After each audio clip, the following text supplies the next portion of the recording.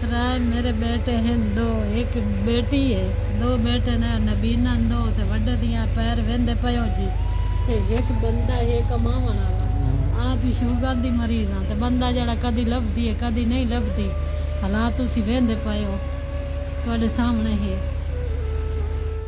میں ٹھیک ہو جاواں، میرا بھائی ٹھیک ہو جاوے، ساڈا علاج ہو جاوے تے ویکھنا چاہنے ہیں تے ٹھیک ہو جاویے، اساں سارا کچھ ویکھیے، پورا دنیا ویکھیے، دعاواں دتا ہے، بڑے نال دعاواں دتا ہے۔ بسم اللہ الرحمن الرحیم۔ السلام علیکم ویورز، کیسے ہیں آپ؟ امید کرتا ہوں آپ سب خیریت سے ہوں گے۔ میں آج ایک بار پھر ان نابینا بچوں کے پاس آیا ہوں۔ یہ دو بچے نابینا ہیں اور معذور بھی ہیں، اور ایک بڑا بچہ جو ہے اس کو ٹانگوں کا بھی کوئی موذی مرض ہے، پاؤں جو ہیں اس کے سوج جاتے ہیں، اور یہ بھی ایک موذی مرض میں مبتلا ہے۔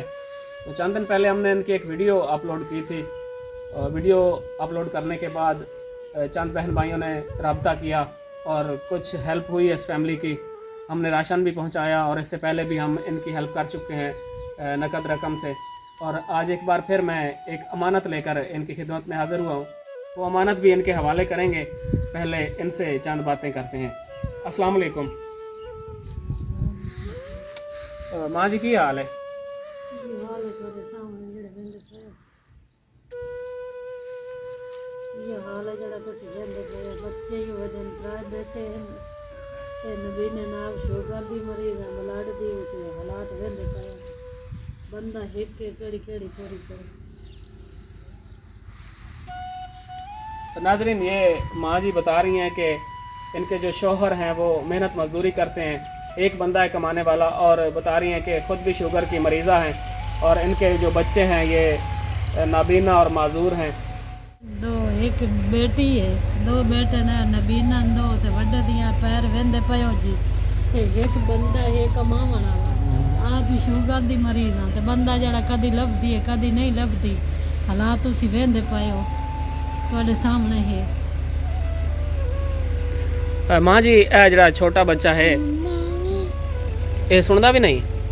سندا ہے تھوڑا دل تے آیا بلندا، دل تے نہ آوے تو بلندا، اچھا، دل آئی کریندا، ویکھ نہیں سکدا؟ ہاں ویکھ کو نہیں سکدا، محتاج ہے، ٹھیک ہے، توڑ ہی نہیں سکدا، حالات تسی آپ ویکھی کھلے ہو جڑے ہیں۔ باجی کی نام ہے تیرا؟ رمضان رمشا رمضان، ماشاءاللہ۔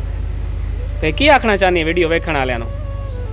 میں ٹھیک ہو جاواں، میرا بھائی ٹھیک ہو جاوے، ساڈا علاج ہو جاوے تے ویکھنا چاہنے ہیں تے ٹھیک ہو جاویے، اساں سارا کچھ ویکھیے، پورا دنیا ویکھیے، دعاواں دتا ہے، بڑے نال دعاواں دتا ہے۔ انشاءاللہ بیٹا تو ویکھ سکسیں۔ ناظرین، یہ بیٹی کہہ رہی ہیں کہ میں ٹھیک ہونا چاہتی ہوں، میرا بھائی بھی ٹھیک ہو جائے، ہمارا علاج ہو جائے، میں دنیا دیکھ سکوں۔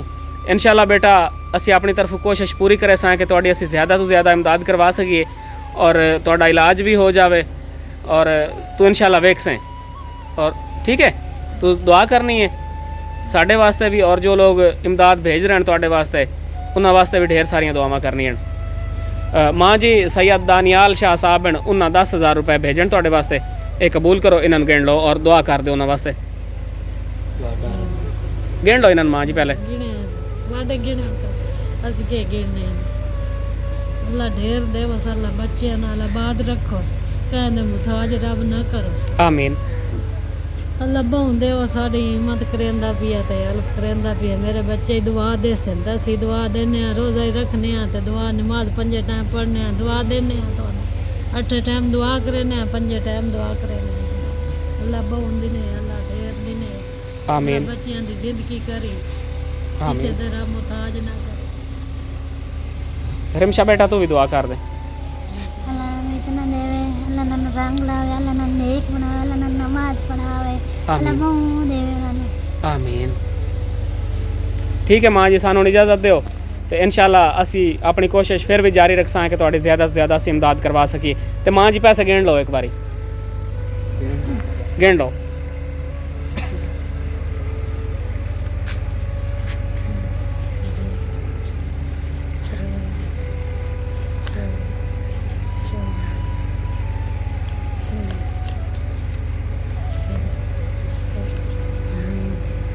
ٹھیک ہے ماں جی، پورے اللہ پاک ان کو اور دے زیادہ سے زیادہ اور ان کے رزق میں اضافہ کرے. ناظرین، سید دانیال شاہ صاحب کی طرف سے بھیجے گئے 10,000 روپے میں نے اس فیملی کے حوالے کر دیے ہیں. آپ لوگوں کا بہت بہت شکریہ جو آپ لوگ اس طرح کے نیک کاموں میں ہمارا ساتھ دے رہے ہیں. آپ لوگوں سے مزید ریکویسٹ ہے کہ اسی طرح آپ لوگ ہمارا ساتھ دیں تاکہ اس طرح کی مستحق فیملیز کی امداد کا سلسلہ جاری رہ سکے. شکریہ.